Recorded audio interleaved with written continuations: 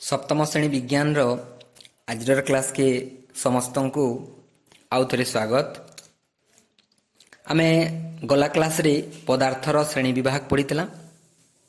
पदार्थ के तार रासायनिक संरचना अनुसार तीन भाग रे विभक्त कराई सेटा आमे पढ़ीला। से तीन भाग है मौलिक, यौगिक आ मिश्रण। मौलिक काना आमे सेटा आलोचना करतला, तार अनेक उदाहरण पड़ीथला।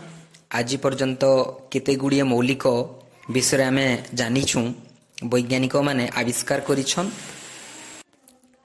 आउ केते गुड़िए परीक्षागार रे मनुष्य द्वारा प्रस्तुत होइछे, सेटा आमे आलोचना करि सारिछु। आज आमे आलोचना करमा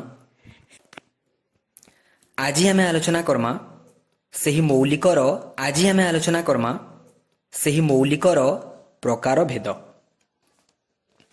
मौलिक गुड़ी को तांकर विभिन्न गुण अनुसार फिर तीन प्रकार रे विभक्त कराई। एक धातु, दुई अधातु आ तीन उपधातु। आमे गुटे परीक्षा माध्यम रे धातु और अधातु के बुझमा गोटे परीक्षाटे जस्ट आलोचना करमा। आमे यदि गोटे गंधक खंडे नेमा, गंधक बेले समस्ते अधिकांश देखि भी थिबो, गंधक माने टिके हल्दिया रंगर खणखणटा थिसी। जदि ना देखी आमे चित्र रे भी ताके देखि पारतुमा। आउ आमे गोटे एल्युमिनियम रा गोटे तारटे नेमा, जेन आमे इलेक्ट्रिक खंबारू घर के जेन लाइन आनसु, से इलेक्ट्रिक खंबारू जेन तार भितरे एल्युमिनियम रो तार थिसी पने मुटाटा, से मुटाटा आमे खंडे नहीं जमा।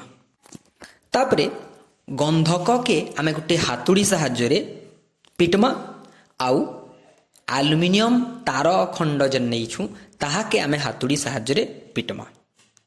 काना देखमा, आमे देखमा जे गंधकटा गुंड हो जावा, खण खण हो जावा, किंतु एल्युमिनियम तारटा चेप्टा हो जावा, सेटा खंड खंड न हुए। तो इटा गुटे आमे गुण हिसाब रे नेमा जे केतेटा पदार्थ के आमे जदि हातुड़ी रे पिटमा सेटा सहज रे भांगी जासी, आउ केतेटा पदार्थ सेटा न भांगे किंतु चेप्टा हो जावा। तो आमे इनु सिद्धांत नहीं पारमा जे गंधक होचे गुटे अधातु आउ एल्युमिनियम होचे गुटे धातु। तो इटा धातुर गुटे गुण है जे धातु के आमे जते बेले पिटमा सेटा चेप्टा हेइबा, अर्थात सेटा ओसेरिया हेइबा। तो जेन एल्युमिनियम रु जेन विभिन्न पात्र गुड़िक, रंधन पात्र गुड़िक तैयार हेतिसी, से धातुर एल्युमिनियम धातुर से गुण लगी सेटा संभव हेतिसी। आउ धातुर आउ गुटे गुण अच्छे, धातु के आमे जते बेले टाणमा सेटा छिंडी ना जाइकरी सेटा लंबा हो जावा, सेथ्रु आमे तार प्रस्तुत करि पारमा। अर्थात धातु रु तार प्रस्तुत करि पारमा, धातुरु ओसारिया पात्र प्रस्तुत करि पारमा। इटा होजे धातुर दुईटा गुण। ठीक हेंता धातु के आमे जते बेले गरम करमा, हे एल्युमिनियम तार के आमे जदि गुटे मुंडरे गरम करमा बा गुटे लुहा रड के गुटे आडू गरम करमा, बेले आमे देखमा जे लुहा रड रो आरे साइड रे भी गरम लागसी। तो सेत्रे ताप संचरित हेसी, तापटा गुटे मुंडरू अन्य मुंड के जैसी। आमे कहि पारमा जे धातु मध्य देई ताप प्रवाहित हुए। ठीक सेंता आमे विद्युत प्रवाहित करि पारमा तार माध्यम रे। आमे जेन इलेक्ट्रिक जेन घरे तार गुड़ी को लगौछु, बल्ब जलाउछु, टीवी चलाउछु, कूलर चलाउछु, सेटा तार माध्यम रे होउछे। आ तार जेन प्लास्टिक कवर रो तार आमे देखसु, सेतिर भितरे धातव अंश थिसी। मुख्यतः तंबारू तार आमे प्रस्तुत करसु घरे जेनटा लगासु, किंतु जेते बेले इलेक्ट्रिक खमारू आमे घर के लाइन आनसु, सेतिर एल्युमिनियम तार व्यवहार हेतिसी। काहेतिर लगी सेनु एल्युमिनियम आउ घर भितरे आमे जेन वेरिंग करसु सेटा तंबा तर लागसी, सेटा में तमे बड़ बड़ क्लास रे जानबो। तो आमे हिनु कहि पारमा जे धातु मध्य देकरी ताप प्रवाहित हो पारबा, आउ विद्युत भी प्रवाहित हो पारबा।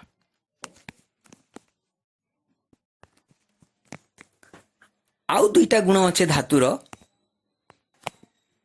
से दुईटा हला आमे धातु के जेते बेले केनसी आउ गुटे वस्तु बाड़ाई नमा अर्थात पिटमा बेले से नाद शब्द सृष्टि करसी। अर्थात जेन शब्दटा सृष्टि हेबा सेटा किछि समय तक आमको सुना जाउथिसी, ताहाके आमे नाद बोलिकरी भी कहसु। अर्थात धातु नाद सृष्टि करे। आउ गुटे गुण हला जेते बेले सफा थिसी से चकचक करसी, ताहाके धातव औजल्य बोलिकरी भी कहा जायसी। तो यही सब विशेष गुण लगी आमे ताके से पदार्थ गुड़ी को धातु बोलिकरी कहसु। धातु गुड़िकर उदाहरण आमे लिस्ट करि पारमा। आमे जानला धातु गुड़िक अनेक गुड़ी अच्छे जेनटा आमे देखुछु, जेनता कि लुहा, एल्युमिनियम, सुना, रूपा, तंबा, कैल्शियम, मैग्नेशियम, दस्ता, सीसा।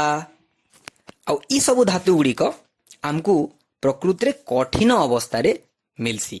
अर्थात साधारण तापमात्रा इटा सब कठिन ए।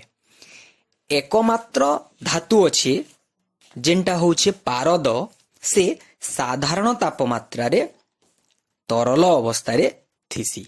सेटा एकमात्र तरल धातव मौलिक ए। तो ई जेन धातुर गुण गुड़िक आमे देखला, ई गुण गुड़िक जेन मौलिक माने बहन नाय करन से मानकु आमे अधातु बोलिकरी कहमा। अधातुर उदाहरण गुड़िक हैला अंगारक बा कार्बन, गंधक, सल्फर, फस्फरस। तापरे इटा कठिन अधातु मौलिकवान। तापरे उदजान, अम्लजान, जबक्षारजान, क्लोरीन, हिलियम, ई अधातु मौलिक गुड़िक बाष्प आकार रे थिसन, अर्थात गैसीयवान। ठीक एंता ब्रोमीन गुटे एंता अधातु है जेनटा कि साधारण तापमात्रा रे तरल अवस्था रे थिसी। इटा तो गला धातु और अधातु। आमे वर्तमान आलोचना करमा उपधातु विषय रे। कहा के आमे उपधातु कहमा। अनेक गुड़िया मौलिक एंता भी अछन जेन माने कि धातुर किछि गुण और अधातुर किछि गुण भी रखिथिबे। अर्थात धातव गुण और अधातव गुण दुही गुण ताकनु थिबा। से प्रकार मौलिक के आमे उपधातु बोलिकरी कहमा। तार उदाहरण गुड़िक हैला आर्सेनिक, एंटीमनी। तो आमे नु धातु, अधातु और उपधातु विषय रे जानला। केतेटा विशेष गुण लगी आमे धातु के धातु बोलिकरी कहूछु। जेन धातव पदार्थ गुण गुड़िक जेन मौलिक पाखे नहीं थिबा ताके आमे अधातु बोलिकरी कहमा। आउ उभय धातु और अधातुर गुण जान थिबा ताके आमे उपधातु बोलिकरी कहमा।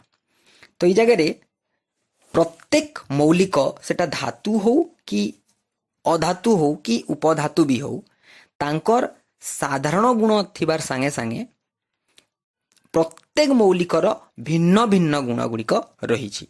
आमे आमर नीतिदिनिया जीवन रे भी किछि जाइछु जे आमे काना जाइछु जे अम्लजान बाष्प रो गुण अछि काना जे से ज्वलन रो सहायक है। अर्थात वायु चलाचल ठीक से ना होतिले आमे देखितमा जे निया भी ठीक से ना जले, सेथिर लगी तार गुटे विशेष गुण है। उदजान बा हाइड्रोजन से निजे जलसी, किंतु आमे जल विषय रे जाइछु काना जे जलटा उदजान और अम्लजान मिसिगिरी तैयार होतीसी, किंतु जल निजे भी ना जले कि जलबार रे साहाय्य भी ना करे। से उदजान और अम्लजान रो जेन स्वतंत्र गुण गुड़िक रही तानु बहुत अलग है। आमे परवर्ती क्लास रे यौगिक और मिश्रण विषय रे आलोचना करमा। जेन प्रश्न गुड़िक दिया जाइछे तार उत्तर करमा। धन्यवाद।